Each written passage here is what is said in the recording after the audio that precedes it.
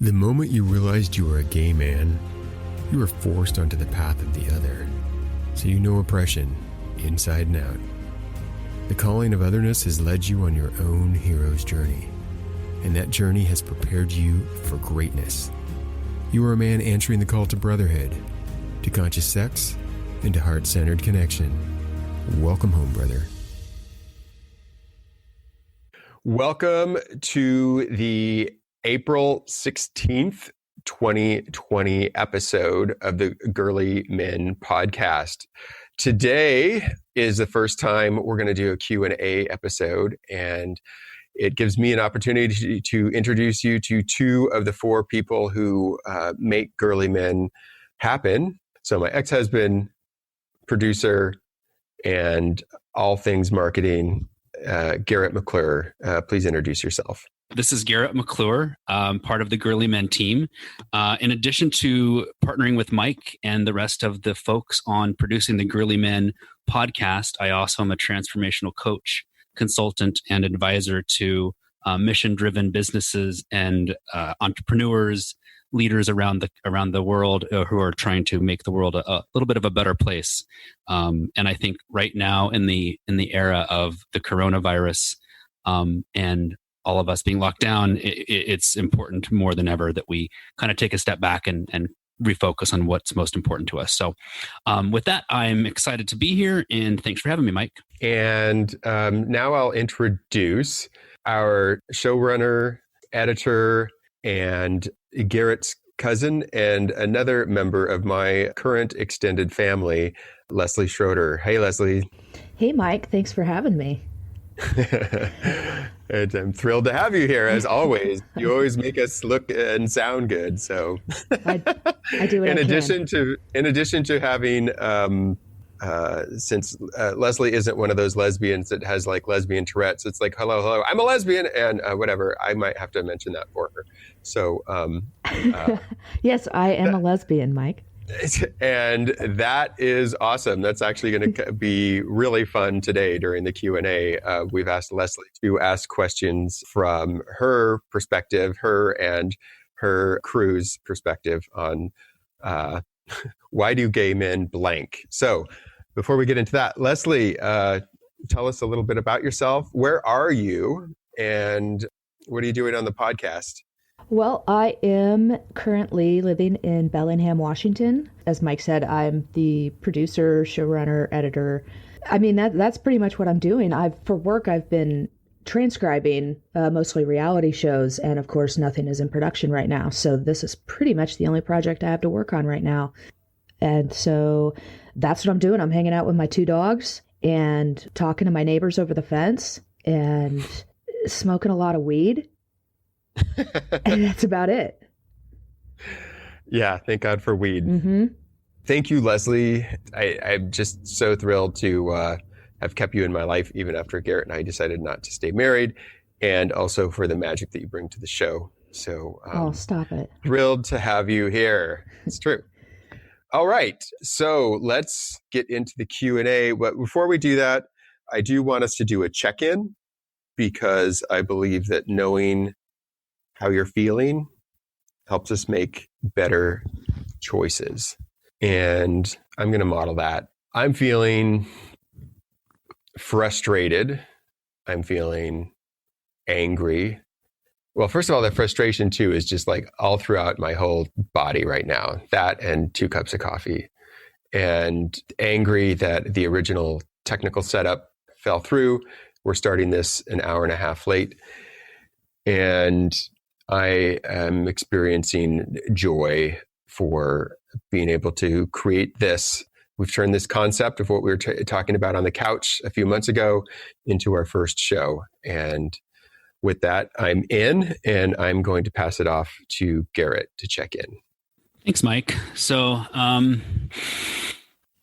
deep breath. I'm feeling some anxiety. I'm feeling joy. I'm feeling gratitude and some more anxiety. So I guess I'm feeling an anxiety joy sandwich, which is interesting. And I feel it in my chest. I feel it in my stomach area. And with that, I'm in.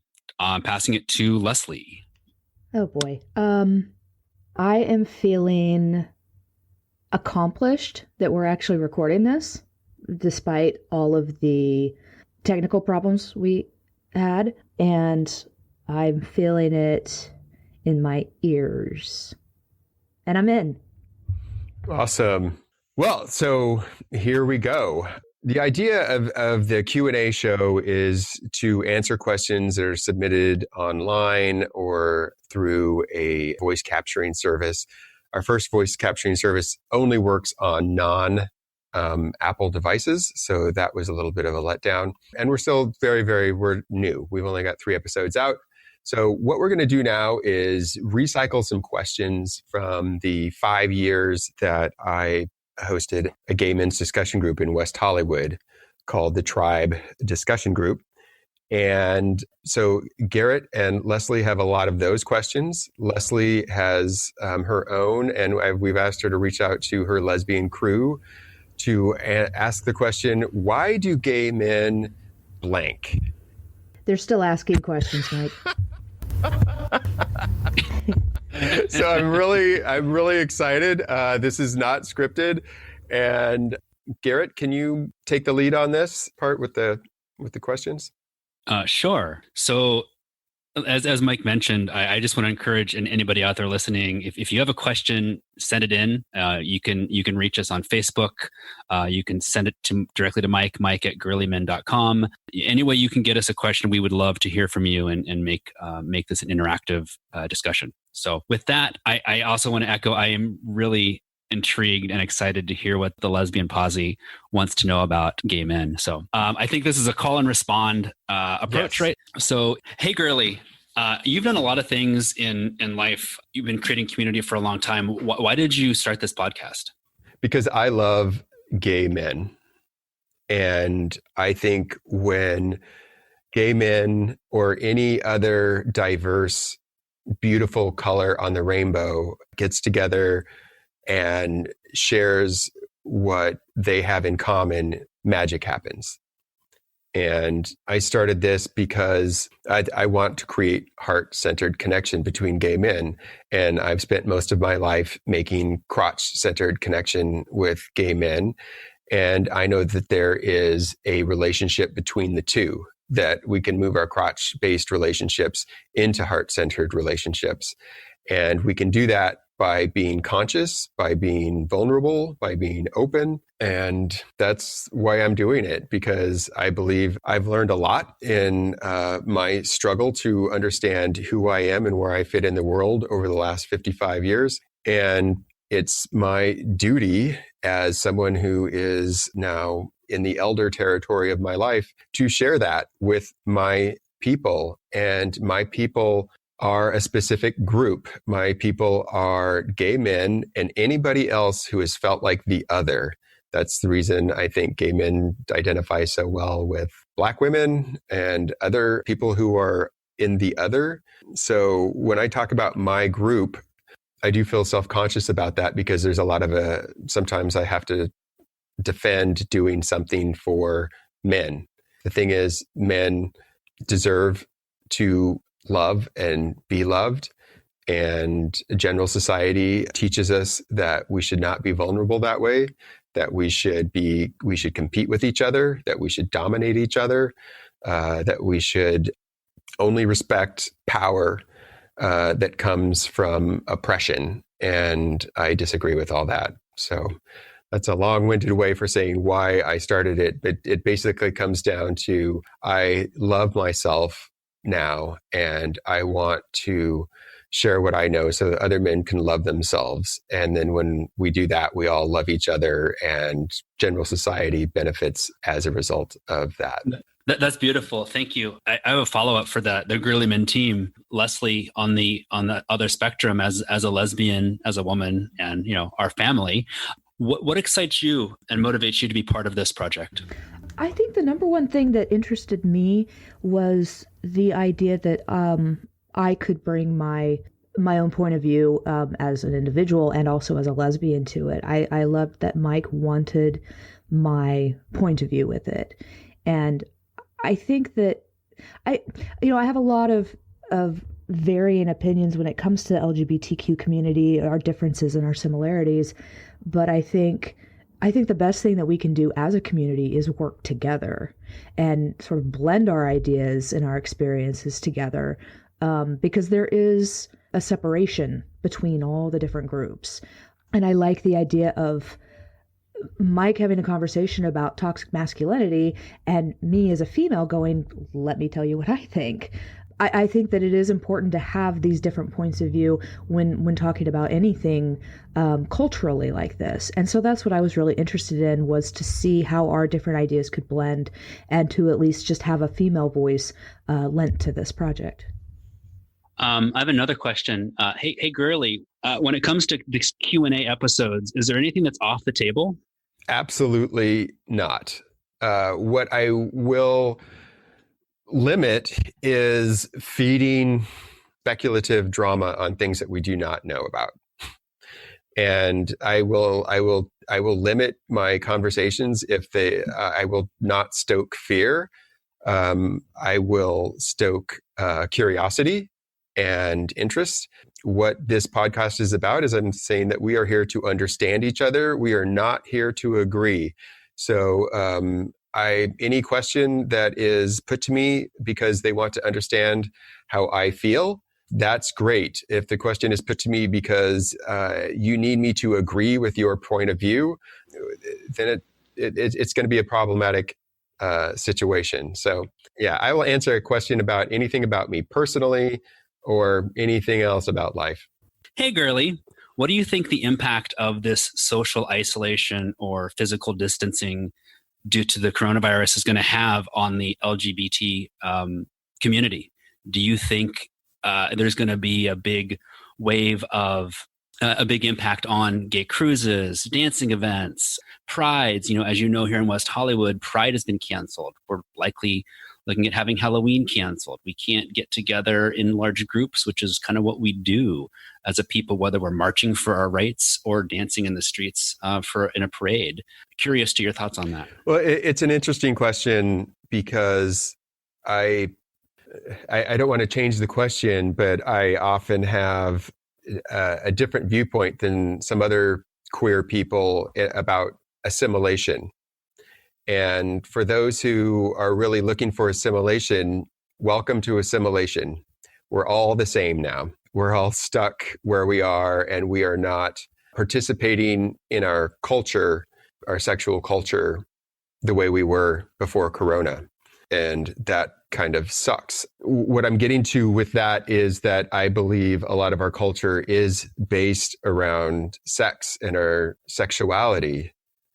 And a lot of assimilationists want to discount that and say that that's not relevant to who we are as a people.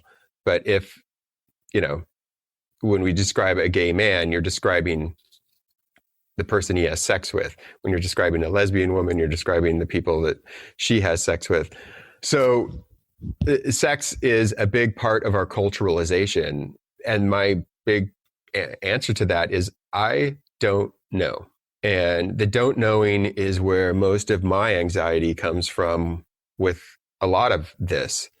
I have a lot of hope. I have a lot of optimism for the future, but that's general optimism. I'm hoping that we come out of this with better healthcare. I'm hoping that we come out of this with better education. I'm hoping that we get out of this with people understanding the need for basic housing for everybody. But what does that have to do with the LGBTQ community?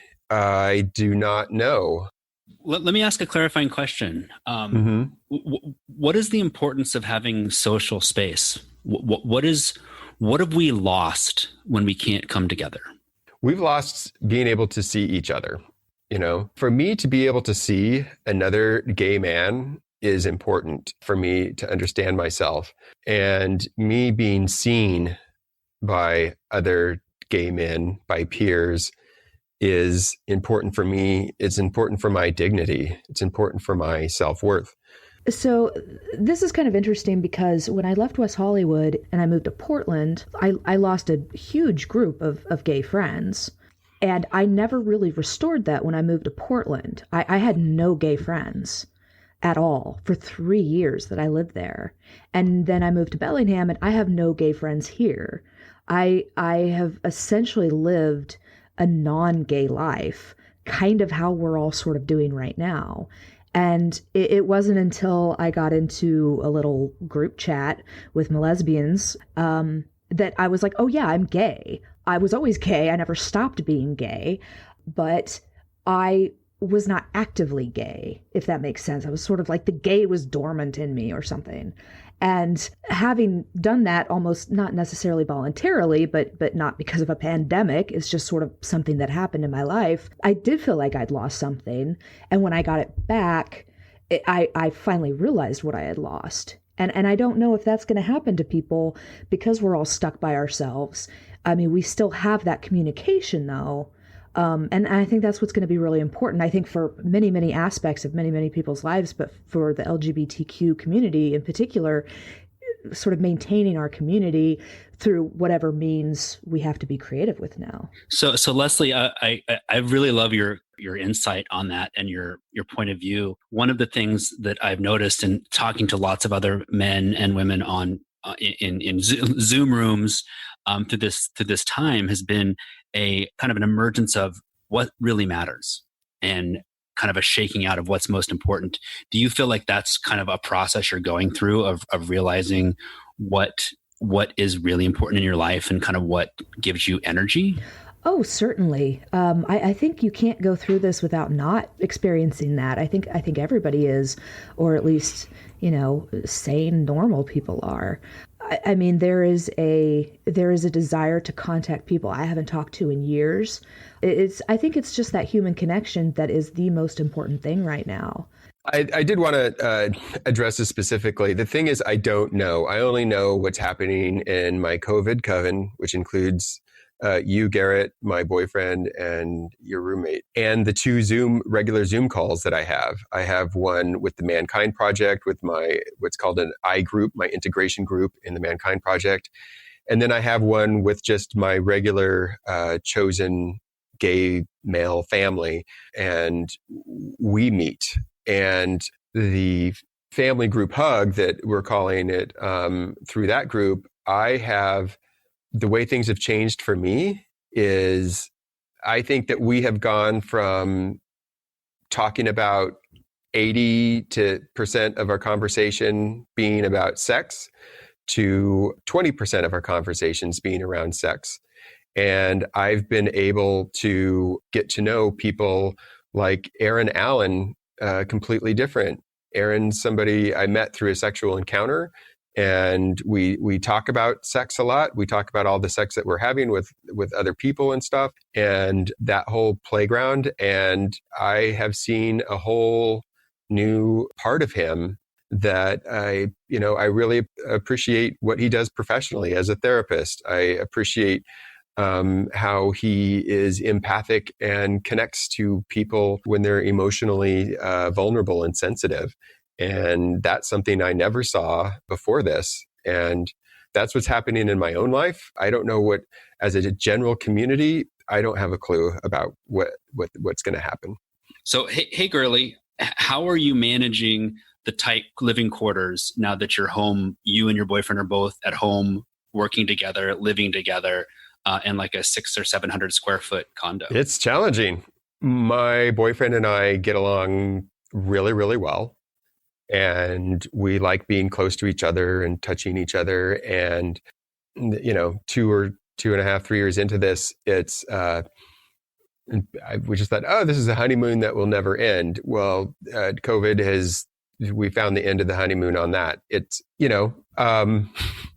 we haven't had to have a sit down and like re-talk about anything that's going on, but it is hard to be around each other when there's only one door there's a bathroom door and there's a door to the bedroom. So when both of us are on a call, we have to decide whether we're in the living room or whether we're in the bedroom. And sometimes we're both on calls, and we're cooking every meal at home, and it's a very small kitchen. And so we need to coordinate in there, and it's tough. But the way I look at it is every time I get a charge I realize that I'm mad and that the next decision I make is probably going to be one I'm going to regret.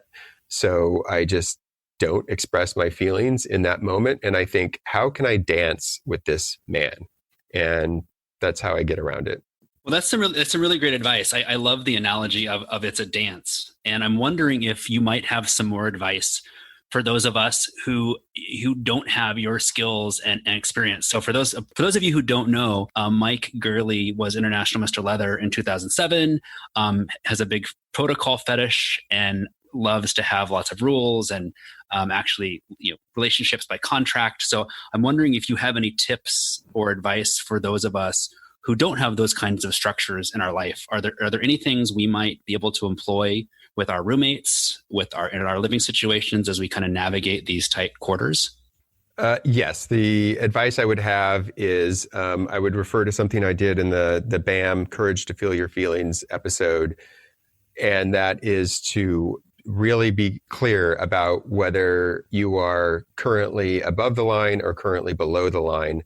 Meaning, are you coming from love or are you coming from fear right now? And if you're coming from fear, anger, jealousy, all of that's from fear, it's a bad time to make a decision. It's a bad time to share my thoughts with my whoever is. I'm usually projecting onto them that they're the reason I'm having an unpleasant feeling, and I need to pause and write it out. I've done that recently. I went a whole day on pause, and at the end of the day, I was glad that I stayed on pause, because by the time I started making dinner with my partner, I was beyond that, and I was able to say, I've been in a bad mood all day. I was able to tell him that I'm in a really bad mood all day. I don't know what's going on, but I'll talk about it later.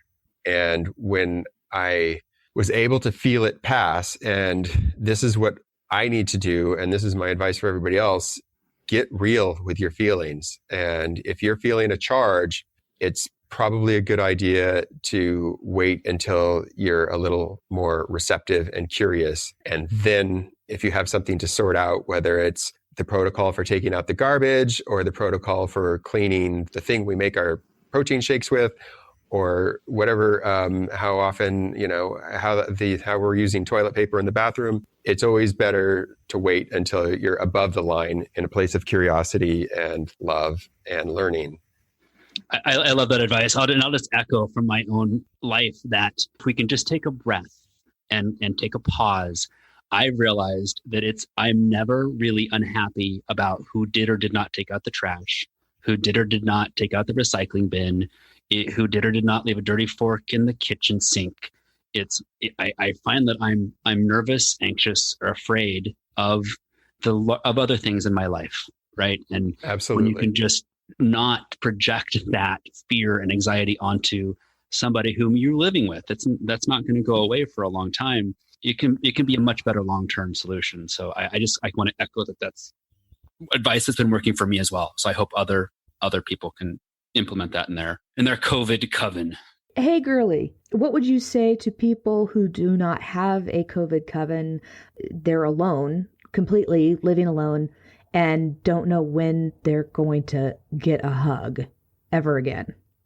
My advice is to find your COVID coven partner. I'm wondering if we're getting some COVID boyfriends out there right now. I mean, what I mean by that is someone that you are able to have an open discussion with about being able to be with each other. And, in my own, I've decided, Mike Gerle has decided that a COVID coven can be as big as any biological family. So that's 2 to 6 people. I think the Mormons and the Catholics might be a little too big for this. I don't think 8 or 12 people is a good coven size, but 6 or less is good. And what I mean by that is that's the only 6 people that you're interacting with. In our COVID coven, it's 4 people. And if you are a single man and you are isolating at home, I think that is the time to reach out. And it's I'm sure a very hard, very elevated conversation that doesn't usually go well on Grindr or Scruff or wherever guys normally hook up. But it's like, just put it out there. I'm looking for one man to have sex with, to be with, or two people, for the rest of this issue, and make that pact with somebody else and get some. I want to put this out there too, that to me, it doesn't just have to be about sex. Like, I would just love somebody that can come over and watch TV and cuddle with me. I would love somebody that could come over. And I'm lucky. I have a COVID coven, right? I have Mike and Dennis and my roommate, Steven, and we can do those things. But to your question, Leslie, this is it's week 5. And I want to echo what Mike is saying, that if you've been isolated for at least 14 days and you can trust that somebody else has also done the same, I think we're going to start seeing people having these conversations and negotiating. I'm your person, right? You're my person that can come over and play a board game and have dinner and have a hug, because it's really hard. It's very hard to not have touch with another human being. We're built to touch each other. I agree. And when I said get some, I can see that. Yeah, but I mean, when the lesbian asks about a hug and you start talking about sex again, yeah. We're different. Well, that's what I mean by getting some. I am getting there. I'm turned 55 on Monday. I'm getting to a point where hugs are starting to compete with actual sex. I'm definitely at that point. Yeah. Yeah. Sex is a lot of work. And a hug is, talk about, that's when your heart is closest to somebody else's heart. Oh, that's good. Does that answer your question, It Leslie? Does. I think that, we're still trying to navigate our mentality with all of this, and the idea that it's like, oh yeah, why don't I just find a few people and just go, okay, let's just stick together. I mean, the closest friends that I have in town, one is a nurse, and so that's a bad idea. Yeah. So I guess I'll have to find some new people. But no, I think that might be the way, it's because this is going to go on longer and longer. And even with openings and then closings and, stops and starts, I think that is going to happen. It wasn't like there was an expiration date on finding your COVID coven. And it's like, oh, you didn't find your person? It's too late now. And I think it's worth stating as a disclaimer that everybody needs to follow the advice of your local government, your mayor, your governor, your city official, and make the best decisions you can for your own health and your own sanity. By no means would I be saying, don't follow the public health guidelines.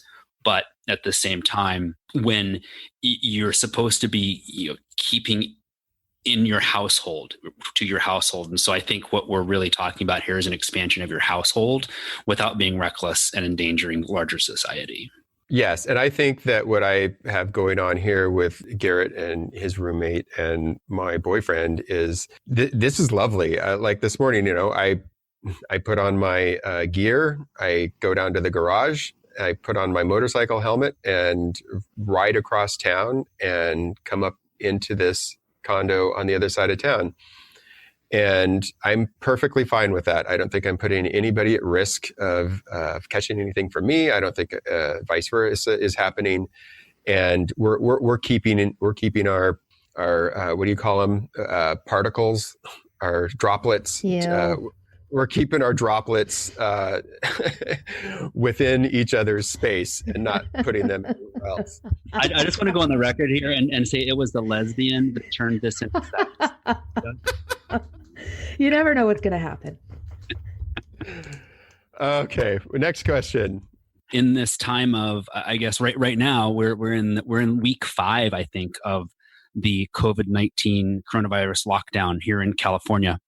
And so my question to you, Mike, is, hey, Gerle, why are gay men still on Scruff and Grindr if we aren't allowed to hook up right now?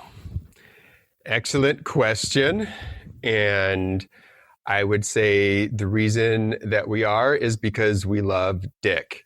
I mean, the truth is we love having sex with other men. That's what being a gay man means. It's that we like to have sex with other men, and men in general love to have sex, period, regardless of their sexual orientation. So it makes sense that men are still on the hookup apps and still wanting to get laid, even though it's life-threatening. We went through this with AIDS, and eventually we learned exactly what the threats were and exactly how to mitigate them.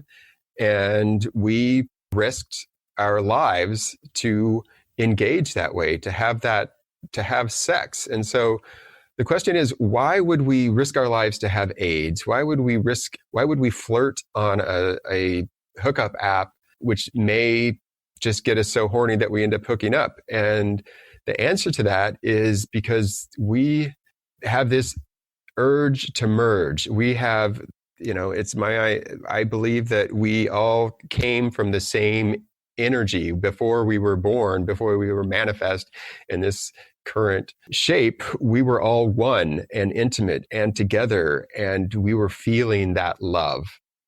And sex is a way to reach that transcendent space where we have that true connection. And I think the reason that guys are still on those apps is, sure, it's to get off and be horny, but it's because sex very often leads us to connection, to real heart-centered spiritual connection, and men still are seeking that. And I would say that's why they're on the apps. Dan, answer your question? Yeah, thanks. I answered that question a lot for myself as well. Being a single gay man right now, it's been hard, very hard over the last few weeks to reconcile urges and depression and sadness and grief with our basic biology. And I'll just echo what you said, that I've come to the realization and understanding that sex is a manifestation of our need to connect with one another. It's at its base core. It's how we connect to our humanity. Of course, there's sex for sport, right? There always will be, but at a deeper level. And right now, I feel like there's such a need to connect that. Anyway, okay. Well, the thing I really want to say. Can I interrupt Leslie, there for a second? And just, you're having a real feeling right now. That's the way I'm thinking. What's really going on, Garrett? Well, to tell you the truth, I deleted Scruff and Grindr from my phone over the weekend. Because I think you mentioned in your original response to this, Mike, is that while we're really lonely and we're isolated and there's sadness and grief and it causes all kinds of emotions, it's almost too tempting to get on there and start even using it, for at least for me personally, to use it as a way to stay connected and to build relationships. It just became too much of a distraction and too much of a temptation. And I like to think that I'm worth staying healthy. I'm worth not being a statistic in this pandemic. But I'll also say that we're in week 5 and there's no end in sight. And even when restrictions do start to get lifted, that doesn't mean that the virus isn't out there. So I really am looking to men like you.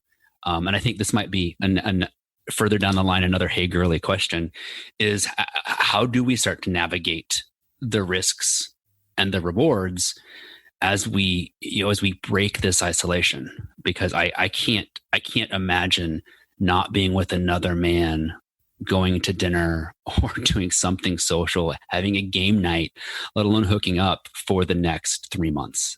I just don't see how that's possible for all of us. I just want you to know that my heart really goes out to you and the other single gay men.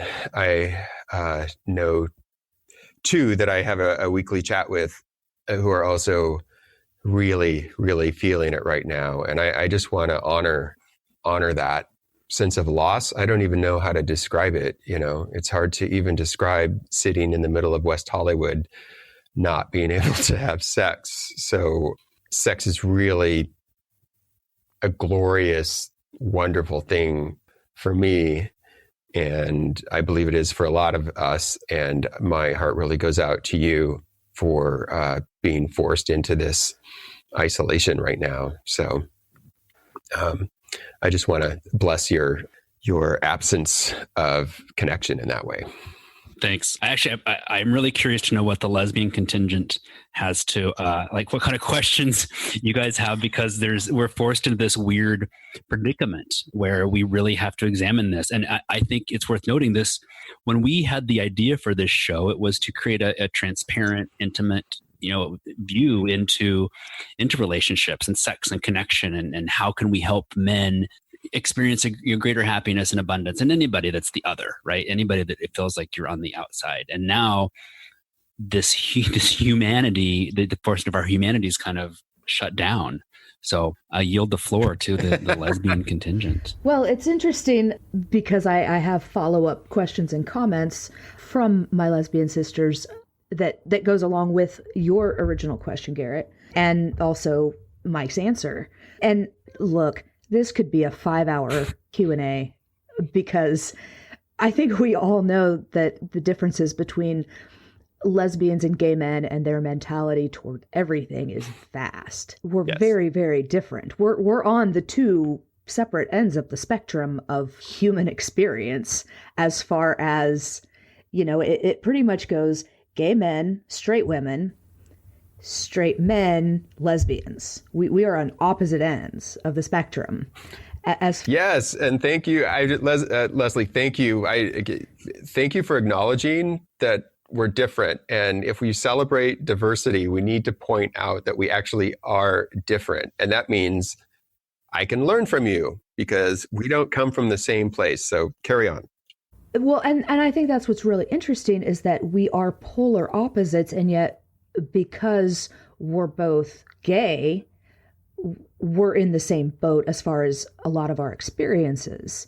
And so we have this sort of camaraderie with each other. And at the same time, we sort of hate each other sometimes because we don't understand each other. We could not be more different. Yep.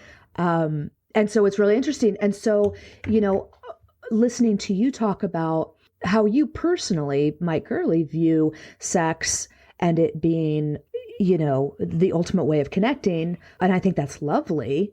You sort of, as an aside, either you or Garrett said as an aside, of course there's sex for sport, but I feel like that's a huge part of it. Like, I feel like there are fewer gay, and this is a wild generalization, but I feel like there are fewer gay men who are as in tuned with the energy of the world and whatever, and like, oh, this is what this means, and more like, I need to bust a nut now.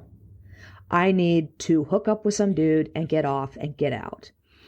And this is based on my own observations living in West Hollywood, hanging out with enough gay men that is their primary goal. And it's not about, I can't wait to make these heart-centered connections with that cute guy over there. That is not what they're thinking about. They are thinking with their wiener, and they want to get off. And that's fine. Like, that is absolutely fine. Do what you do. One of my friends had mentioned today, she said, it doesn't affect me one way or another how much sex gay men are having with each other. As lesbians, it means nothing to us at all. But we are so curious to understand why it's so, during the AIDS crisis, it was still so important to have sex. During COVID, it's still so important to have sex. And it's like, guys, it's only been 5 weeks.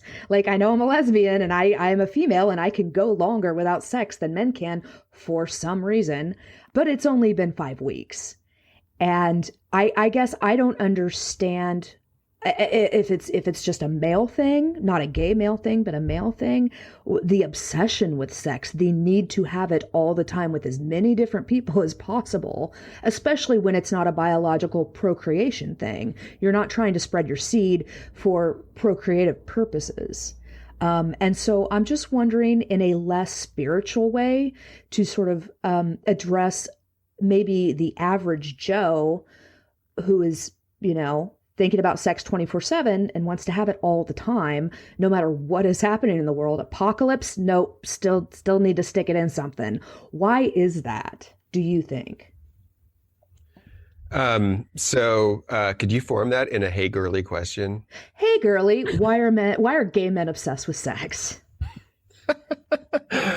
Well, I think you touched on it in what you're talking about. It's because they're men. I think all men are obsessed with sex, and I think it's just a biological part of our biological makeup. And even though we're gay men, and us sticking it in as many places as possible with other men isn't going to create more people on the planet, it's also, it's still a residual piece of being a man.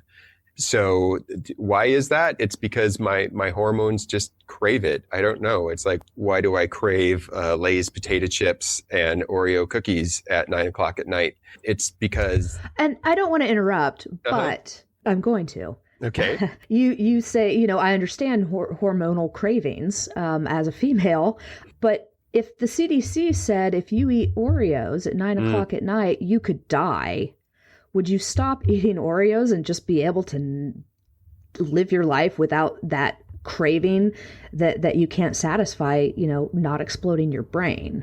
So I'd like to hop in there because 50% of the population is overweight and risking death. And we're actually seeing that right now with the coronavirus, where most of the people who are dying have an underlying health condition of diabetes or some other condition that is preventable with a different lifestyle. So I think there's a lot of assumptions being made around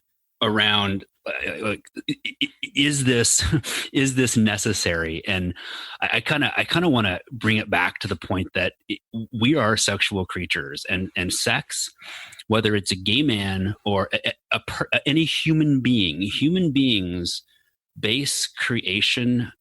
The way we create more life is through sex, procreation. And so sex is a very creative act. It's it is the way I do it. Creative things.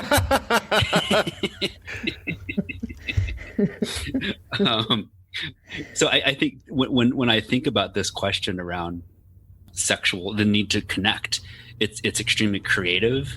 It's a creative energy that drives us forward to do all kinds of things. Yeah, I'd like to add to that, which is it is that. And I think, Leslie, I'm glad that you can take our heads out of the clouds for a second, because I do want to respond to and I have a natural defensiveness that comes up inside of me saying, oh, this is actually for the good. It's about us getting back to our spiritual origin and all that. And I do believe that. But people have sex and people eat Oreos for all kinds of reasons. And it can lead to a bad thing. People can have too much sex. Sex can be a distraction. Sex can be a way to just avoid your feelings. It can be a way to avoid intimacy. It can become a status game of like, I've had sex with, this many hot people, so that makes me a more statusy person since I've had sex with these statusy guys. Those are reasons to have sex when there's no COVID. There's, in addition to elevated reasons for having sex, there's a lot of base and destructive reasons people have sex. And the difference between men and women particularly, I've just witnessed it. I mean, I worked at West Hollywood City Hall for 23 years, and the last 7 years, I worked, most of the people in my direct contact were lesbians, and I got a great insight into their lives. And I just saw that sex just was not important to them the way it was to guys. The guys were like constantly talking about, this weekend I did this and this weekend I did that. And have you seen the new guy they hired in planning and blah, blah, blah. And the women were never talking that way. Well, I will say absolutely when it comes to males and females, sex is much more, I guess, prominently featured in the male brain than it is in the female brain. But I have found, when I'm with my lesbians, we talk about boobs a lot. Oh, I know We you really do. do. That's one of your favorites. We know that. I heart boobs. You guys know this about me. Yes. No, And that's a mystery to there. me. I have to I have to tell you. I don't get it. I know a lot of gay See? guys like to get their face in there. It's always been. Well, that's what I don't understand. You make more sense to me than the gay male obsession with boobs. I'm like, I do not get, like, no lesbian likes balls. So I don't understand it. I do not understand it. And I don't want to speak for all lesbians, but I feel comfortable making that statement. No, but I have found, when I'm hanging out with my lesbians, we have a tendency to talk to like 17-year-old boys sometimes. There's obviously a different level of respect, I think, that is just inherent because we're women talking about women. But we can get kind of nasty. And I think that it's just a difference in I'm not going to talk like that necessarily around people who aren't my lesbian friends. And so I think that how we present our interests in sex is different. But I mean, I'm very, very sex positive. I'm a big fan of sex. I think most people are. I think it's just how we go about it, the number of partners we're interested in having, and that sort of thing. I think it's just that we're very, very different, and we just fascinate each other that way. I'm just fascinated. Yeah. I could just ask the question in reverse. How is it you can go so long without having sex with someone and still just be okay? I think it's because we get that physical connection with other women all the time. There was never a cutoff age when it became socially acceptable for females to hold hands or cuddle or play with each other's hair. I think gay and straight men crave that physical intimacy because at a very young age, they were forced to stop. I have platonic physical intimacy with my female friends, and I always have. I'm socially allowed to hug my female friends as long as I want to, whereas men can't hug other men without doing some kind of bro slap on the back. So personally, I don't think women need to have sex with so many different people because we have that physical intimacy fulfilled in different ways by many different women.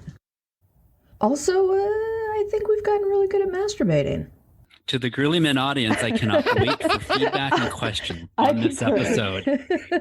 I feel like we've opened a giant can of worms here, and I can't wait to hear people flood in with their questions and opinions. This is definitely a very topic we could talk about for the rest of our There is a very good chance that when I sit down to edit this, I'm going to be like, that's bonkers. And I'm just going to cut the whole thing out. And not that I'm like not that I don't want to talk about lesbian masturbation. I think maybe different show. Maybe we can move on to another question. Hey, Gerle, during this time, you talk a lot about curiosity versus fear. What advice do you have for those of us who find ourselves challenged to stay out of fear, out of anxiety for watching the news? We don't know what's going to happen. We don't know if we're going to get a stimulus check or what's going to happen with our finances. What advice do you have for us to kind of transition from fear into curiosity? That's a very important question. I think it's primary to our happiness. And first of all, we need to feel our feelings, have the courage to feel your feelings, understand that you have fear, and that expressing your fear to someone else who deserves your trust is key to getting past that. What I found useful for me is being very conscious of my information intake. I've gone through Instagram and I'm only following people who elevate me. Just because a guy posts a bunch of hot pictures, I don't post those because I don't follow him on the regular because it makes me feel like, why don't I look like a 28-year-old fitness model? And that goes with the news too. I allow myself the nightly news at 6:00, and that is it. That's my advice. It's be conscious about what you're feeding, because what you feed will grow. Hey, thanks, Mike. I really appreciate that guidance and insight. One thing that has really helped me is this idea when I find myself stuck in a corner or in a worry cycle, I try to ask myself, could the exact opposite of what I'm feeling or thinking right now be true? And sometimes that can help me break the fear, but break the cycle. And I had a really long esoteric answer. I think one of the best advices I ever got was when I went to a 12-step program, and they said, hold on to your seat. And they're like, no, put your hand on your seat and feel it under you and feel the carpet under your feet. You're okay right now. Right now, you're okay. Feel your seat under you and look around the room. And that's true almost all of the time for us. You know, we live in the future or in the past. When I live in the future, when I live in the past, I usually end up in pain. But if I focus right now on what's going on now, I'm healthy and I'm secure and I'm fed, and there are people that I can call who will love me back. That's a fact. And then I can start obsessing about all these other things, you know, the government, the virus, my love life, my age, my retirement check, you know. But right now, I'm healthy, and, you know, at the moment, I'm talking with two people that I love. That's amazing. That's beautiful. I think I think we could all use a little bit of that in our life right now, just to take a deep breath and realize that right now, where I'm at, if that's true for you, you're okay. I think I think something like that is going to be hard for people to do, though, because everybody's looking to the future, because I think everybody hates where they are right now. And I think it's very important to find the calm in the present, even if it's not entirely where you want to be right now. Well, you know what I do with this whole COVID thing is a little trick I'm playing now is like, what am I going to miss when this is over? You know what I'm going to miss? I'm going to miss that fresh air I smelt coming under the face mask of my helmet coming over here this morning. I'm going to miss the wide open La Cienega Boulevard streets. I'm going to miss the volume of the birds tweeting outside on Orange Drive in Hollywood. There's a lot of beauty happening right now that's going to not exist. And I enjoy not being as busy as I used to be. I think it's really interesting to me that before all this happened, everybody's wearing this badge of like, I'm so busy. Oh my God, I'm so busy. Wouldn't that sucks? I'm so busy. And now everybody's like, oh, there's nothing to do. It sucks. I got nothing to do. It's terrible. So what is it, people? It sounds like an American to me. That's very American, yes. Okay. Hey, girly. Yeah. It always seems like the more stereotypical gay a man is, the smaller the dog he owns. Explain.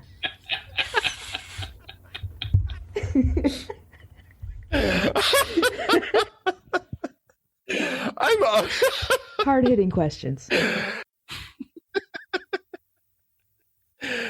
Leslie, Garrett, thank you so much. You've made this first episode lovely for me. This is really great. It's great to be doing this with my family. Thanks, Mike. It's our pleasure. Thanks for listening to the show, my friend. Now stay connected by subscribing to GerleMen podcast and sharing with your friends on iTunes, Spotify, Stitcher, or anywhere else podcasts can be found. Visit the webpage at GerleMen.com, sign up for the newsletter, and find more details about each episode. Let's make this a conversation because I'd really like to hear from you. Join us on Facebook at GerleMen. Submit your questions, suggest topics, or just chat with your brothers. Want to add your own 2 cents? Use the voice memo feature on your smartphone. Ask a question or say anything. We just might play it on the podcast. Email the file to mike@GerleMen.com. Until next time.